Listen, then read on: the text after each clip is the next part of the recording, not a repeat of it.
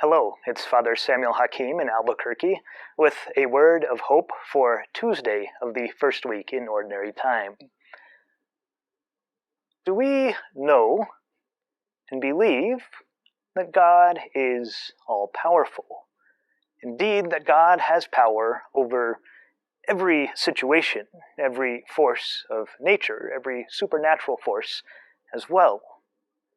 And do our lives of prayer, our spiritual lives, reflect this simple fact?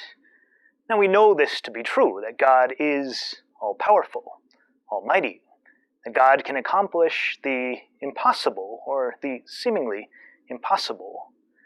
But what does that mean for us in reality? Well, our readings today give us an opportunity to reflect on this fact.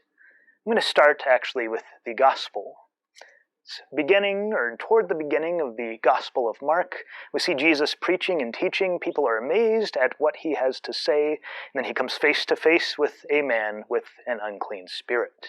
The unclean spirit knows exactly who Jesus is and calls out to him, "What have you to do with us, Jesus of Nazareth? Have you come to destroy us? I know who you are, the Holy One of God." And Jesus casts this spirit out with very simple words, "Quiet, come out of him."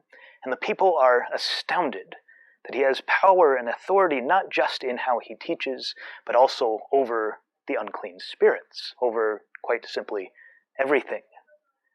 We have in our first reading from the first book of Samuel the story of Hannah, who is found here fervent in prayer. Hannah was thought to be barren, and this weighed heavily on her. But she trusted in the Lord.